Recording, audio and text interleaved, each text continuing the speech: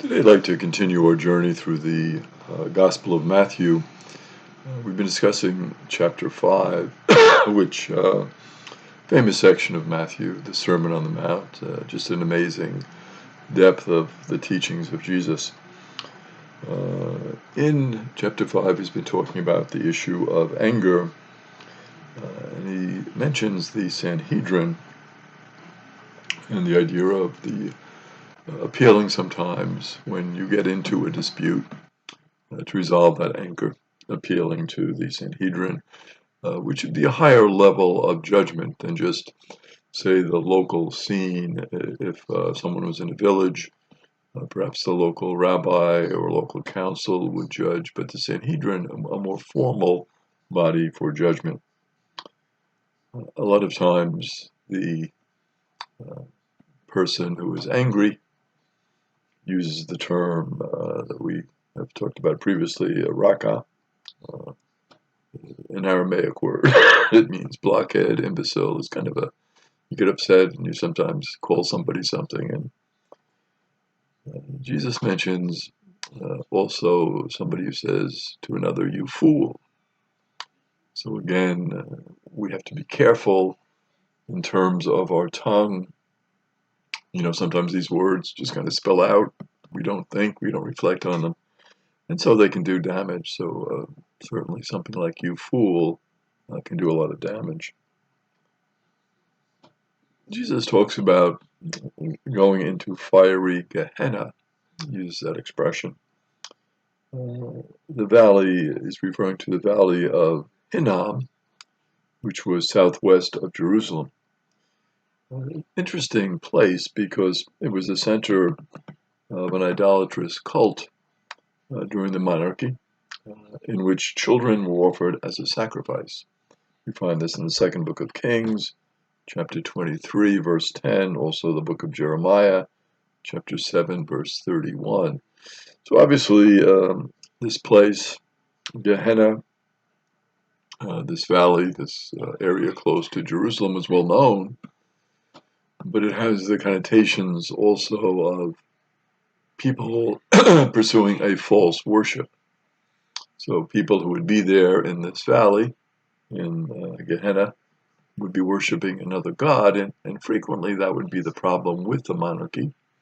They would get entangled in alliances with other countries. These other countries would come to Jerusalem, and they would bring their gods, their goddesses with them. And when you're dealing with an alliance with a country, you don't want to offend them, you want to be polite, you want to be nice to them. And so you allow them to bring their gods, their goddesses with them, and they want to set up altars to worship them. And again, you don't want to be too offensive, so you allow it, but when you allow that, you are diluting the purity of your own religion, and you're sending mixed signals to the people. Should we worship the Lord? Should we worship our own God, with whom we are in a covenant relationship? Or should we turn to some of these other gods and goddesses? And so it became an issue that really split and divided the people, unfortunately. And also, in some of these practices that were engaged in Gehenna, were not good practices, obviously. Offering your child as a sacrifice, not a good practice. Something that certainly violates the Jewish tradition, thou shalt not kill, and we see, obviously, in the story of Abraham, the message, we don't want you to sacrifice Isaac, we don't want you to sacrifice your child. And that was a very strong message sent to the people. But unfortunately, over time, some of these practices took hold, and it created problems for the people. This fiery aspect of Gehenna, you might say, certainly fire involved in the sacrifices and the immolation, but it's also found in Jewish apocalyptic literature. This idea of fire, which leads to destruction, and of the world, and of towns, and to villages, and to people, this fire. We see it in the book of Enoch, 90:26, this apocalyptic sense, the idea of the end times and fire associated with the end times. We speak of it even today. We speak of a preacher giving a fire and brimstone sermon, and that's to get your attention. It's the world is coming to an end. You've got to get ready for the destruction. We think of it in terms of our own struggles with nuclear weaponry. We think of the idea that these weapons, these very powerful weapons, can certainly destroy the world by fire. We're concerned about that, and we want to limit them and restrict them, and certainly work in directions of disarmament rather than having more of these weapons, which can lead to accidents and terrorist type of movements where people would steal them and use them in inappropriate ways, obviously. In this very spot, in the valley of Hinnom, in later times, garbage was burned in this spot.